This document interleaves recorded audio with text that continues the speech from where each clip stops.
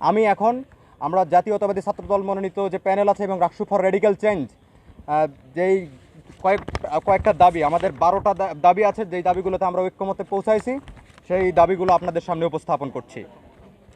দাবি নাম্বার 1, স্বচ্ছ ব্যালট বাক্সের ব্যবস্থা করতে হবে।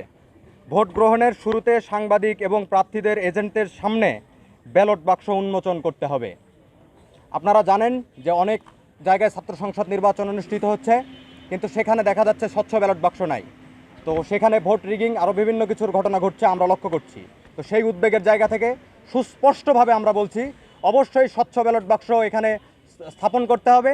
পাশাপাশি আমাদের সাংবাদিক বন্ধুরা এবং আমাদের যে এজেন্ট থাকবে সেই এজেন্টদের সামনে ব্যালট বাক্স উন্মোচন করতে হবে।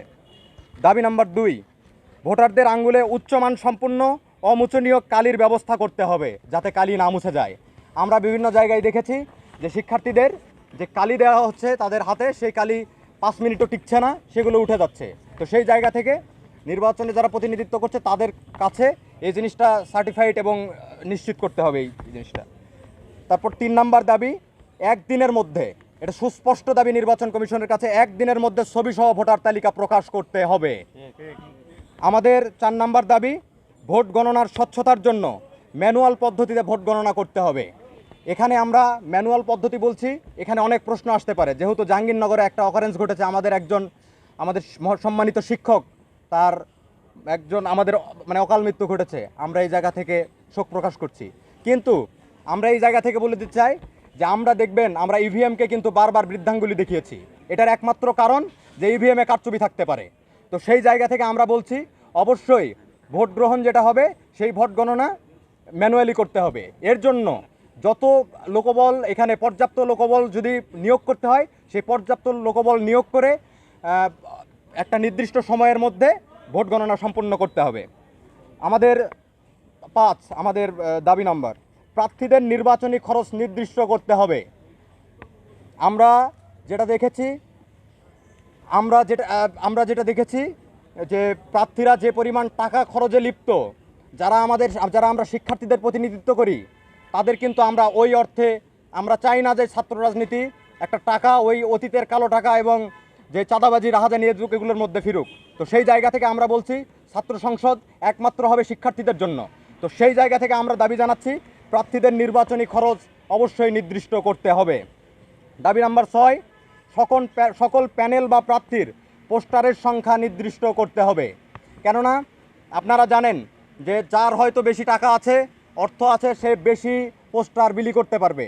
কিন্তু নির্বাচন কমিশনের কাছে আমাদের উদাত্ত আহ্বান থাকবে তারা যেন হ্যান্ডবিল এবং পোস্টারের ক্ষেত্রে যথেষ্ট একটা মার্জিন বেঁধে দেয় যে এর বাইরে কেউ পোস্টার কিংবা ব্যালট বিলি করতে পারবে না। আমাদের দাবি নাম্বার 7, নির্বাচনী ব্যালট ছাপানো, বাঁধানো, নাম্বারিং করা পর্যন্ত এজেন্টের উপস্থিতি নিশ্চিত করতে হবে। আমাদের দাবি নাম্বার 8, পর্যাপ্ত সংখ্যক বুথের ব্যবস্থা করতে হবে। কেননা আপনারা দেখেছেন যে বিশ্ববিদ্যালয়গুলোতে নির্বাচন অনুষ্ঠিত হয়েছে সেগুলোতে পর্যাপ্ত পরিমাণ বুথের ব্যবস্থা ছিল, ফলে শিক্ষার্থীরা সুষ্ঠুভাবে ভোটাধিকার প্রয়োগ করতে পেরেছে। সেই জায়গা থেকে আমাদের যে ডেমোগ্রাফি আছে, আমাদের স্টুডেন্ট ডেমোগ্রাফি, এটা যাচাই করে আমাদের যে পর্যাপ্ত ভোট কেন্দ্র বুথ, সেই বুথের ব্যবস্থা করতে হবে।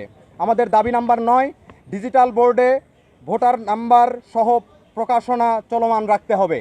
এটা আমরা কেন বলছি, যখন একজন শিক্ষার্থী ভোট প্রয়োগ করতে যাবে অবশ্যই তার এজেন্টের সামনে, যেহেতু এটা পিসিতে এন্ট্রি করা হবে, তার সামনে যেন একটি প্রজেক্টরের মাধ্যমে তার ছবি সহ ডিটেলস এখানে চলে আসে, যেন এজেন্ট ওইটা নির্ধারণ করতে পারে এই ব্যক্তি ভোটাধিকার প্রয়োগ করে চলে গেল, তাহলে দ্বিতীয়বার ভোট দেওয়ার সুযোগ থাকবে না বলে আমরা আশা করছি। আমাদের দাবি নাম্বার 10, সাইবার বুলিং সেল কার্যকর করতে হবে। এর প্রয়োগ পদ্ধতি কিভাবে হবে তার একটা রূপরেখা দিতে হবে। রাজশাহী বিশ্ববিদ্যালয় কেন্দ্রিক গড়ে ওঠা সকল গ্রুপ পেজকে নিষিদ্ধ করতে হবে।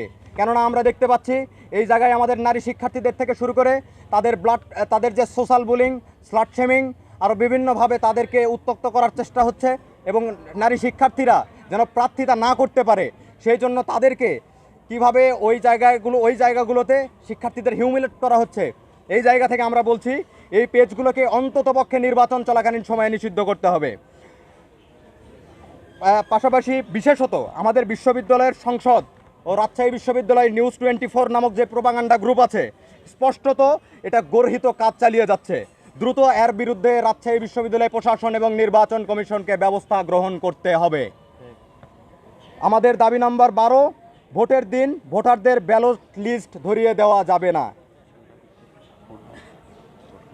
আর আমাদের একটা সুস্পষ্ট যেটা আমরা বলছি যে আমাদের যে ভোট কেন্দ্রে আমাদের ভোটাররা ভোট দিতে যাবে, অবশ্যই ভোট কেন্দ্রে শুধুমাত্র যেই গোপন কক্ষ আছে সেই গোপন কক্ষে হয়তো সাংবাদিক বন্ধুরা প্রবেশ করতে পারবে না, কিন্তু যে ভোট কক্ষ আছে সেই ভোট কক্ষে সাংবাদিকদের অবাধ চলাচল করার ব্যবস্থা করতে হবে এবং তারা যদি ওখানে লাইভের ব্যবস্থা করতে চায় সেটাও ব্যবস্থা করে দিতে হবে।